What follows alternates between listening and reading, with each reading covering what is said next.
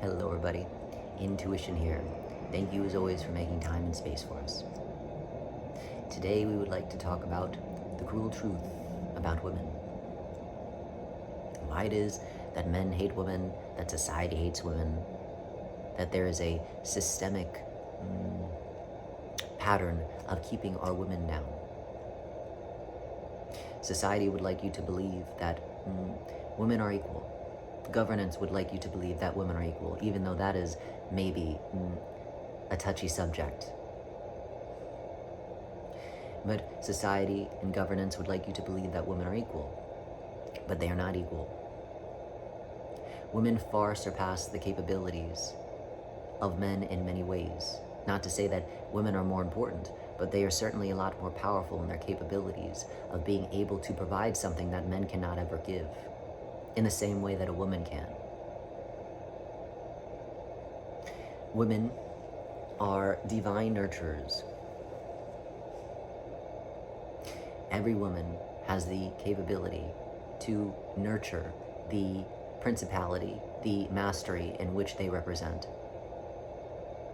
There are 7 key principalities or masteries within the universe and within the planet Earth in which we inhabit.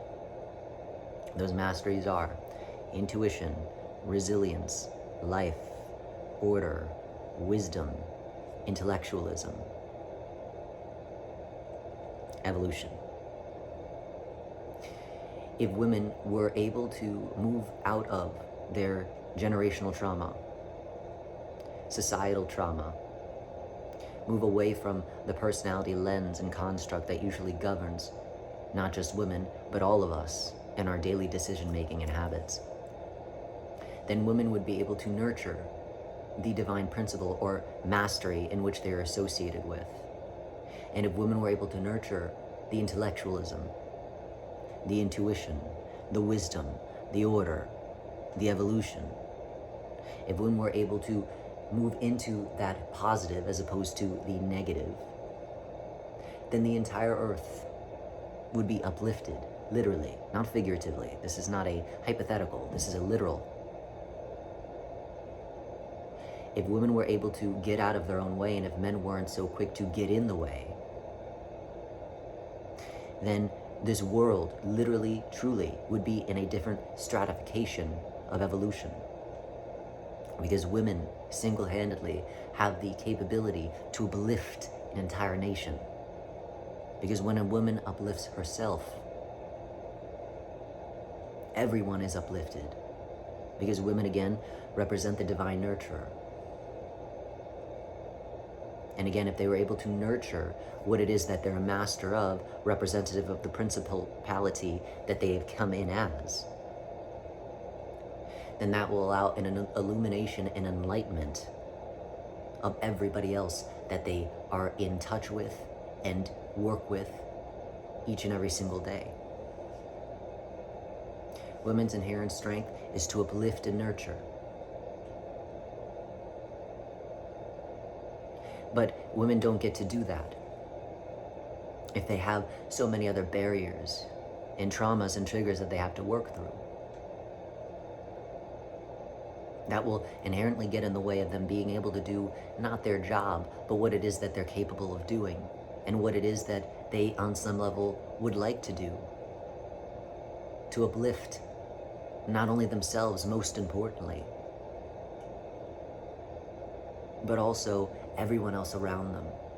Not because they have to, but because that is their natural capabilities, and when they allow themselves to shine, everybody else receives that light and enlightenment.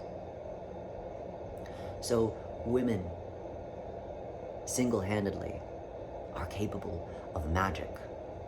And that's not to diminish men, because men are not divine nurturers.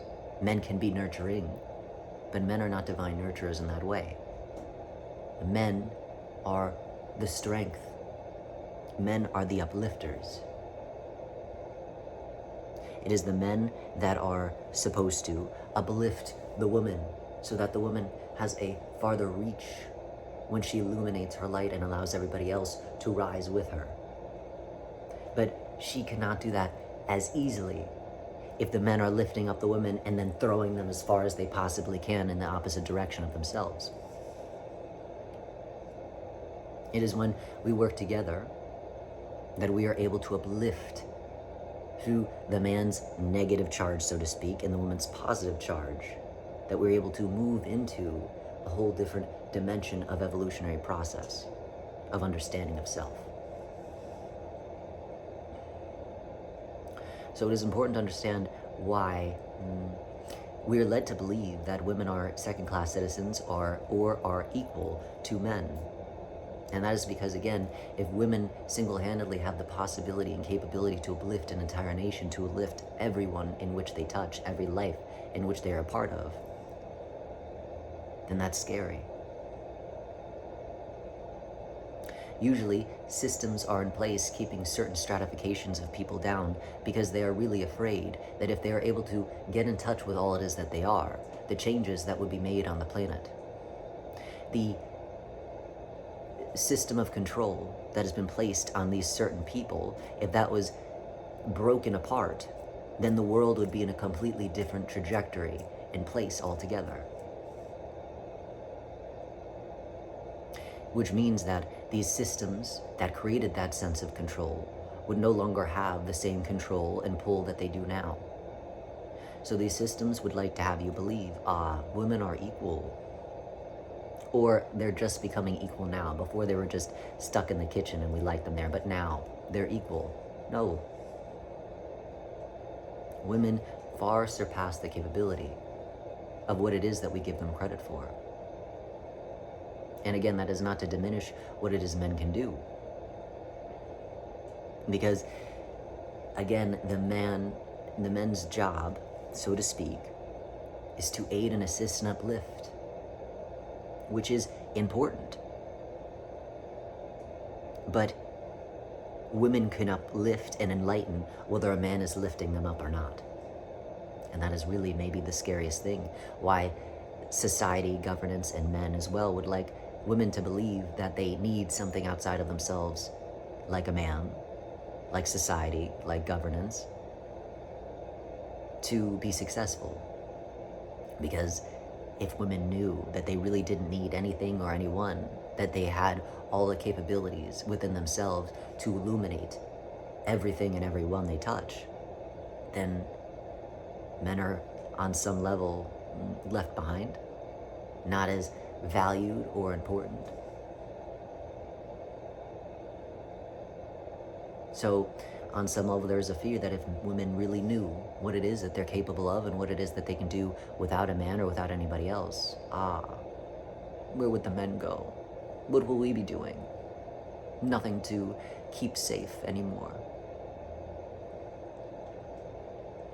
So it is important to understand why society has wanted to keep women stuck in a certain place within a certain state that keeps on moving them farther away from the realization of all it is that they are.